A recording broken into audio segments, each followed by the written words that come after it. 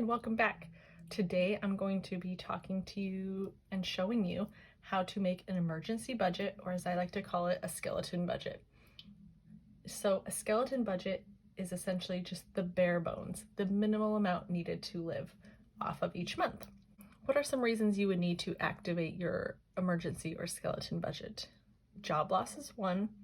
Maybe a family member gets hurt. You have to take some time off of work to help and take care of them. Even a pandemic. I know a lot of people activated their emergency budgets during the pandemic the previous year. So I'm going to walk you through how to make your own skeleton budget. I've created this printable. It is free to print off from my website and the link is below.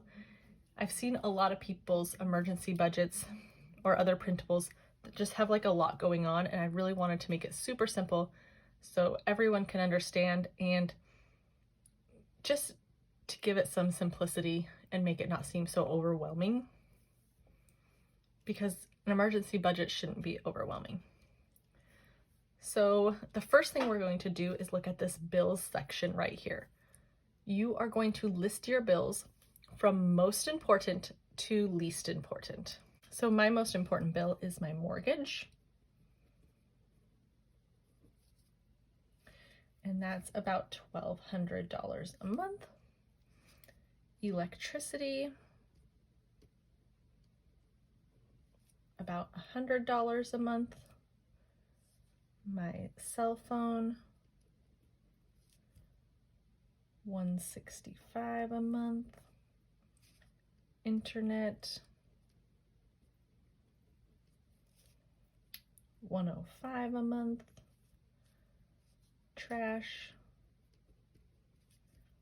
$25 a month. And you keep listing, including your debts that you have. List them from your most important debt more up at the top to your least important at the bottom. Other things to include are just subscriptions, things that come out every month. So let's say you have a gym membership, and let's say that's $40 a month. And Pandora, $15 a month, and so on and so forth. So now you're going to look at your list of bills and you're going to decide, if you were to activate this emergency budget, what things would you get rid of? Well, you probably don't need Pandora, and you probably don't need your gym membership. So then you cross off anything that is unnecessary and that you won't need during a time of emergency, and you leave just the most important bills. Next, you're going to add all of that up and write the total over here where it says total bills.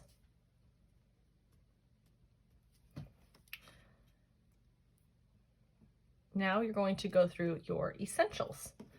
Now, the biggest essential that comes to mind is groceries. Now my typical grocery budget is about $600 a month, but in case of emergency, it would probably be closer to $225.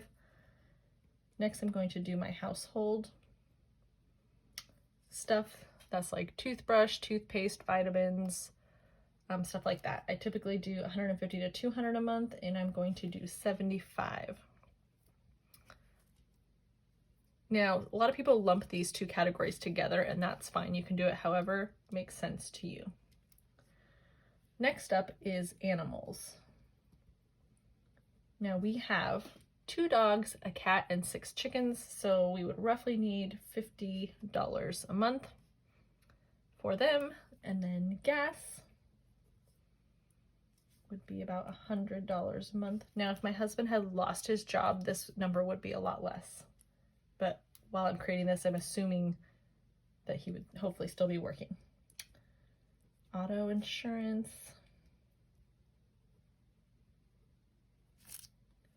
$100 a month.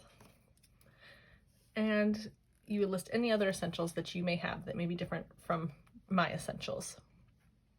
You're going to add up this total, comes to $550. Now you're going to take your total bills plus your total essentials, and that is going to equal your monthly living cost. So when people say, well, how do you calculate your 3-month emergency fund, or how do you calculate your 6-month emergency fund? You would just take this number and times it by 3 for 3 months, or by 6 for 6 months, and that'll give you 6 months living expenses. Now, I have before just created a number and said maybe like 7,000 is my emergency budget. And then when I go through and divvy it out by the amount of months that I thought it was, I could never figure out how it added up or what stuff I included and didn't. So that's a good reason to create a skeleton budget in itself. The best thing is when something does happen and you have to activate your skeleton budget, your emotions may be running high, maybe you lost your job, maybe something serious happened and a loved one is in the hospital. You don't want to have to put a bunch of thought into creating this. It would just be too exhausting and put an extra thing on your plate. So this just gives you the peace of mind of having it all done. You wouldn't have to worry. You could just open it up and see exactly where your money should be going. If you guys have any questions, please leave them below. I have been loving chatting with everyone the past few videos. You guys have a lot of great input and things to say. Also, give this video a thumbs up and subscribe if you want to see more. My next video is going to be a mid-month check-in of how my first no-spend month is going, and I'll tell you exactly how I've been spending my money. Thanks so much for watching. See you next time.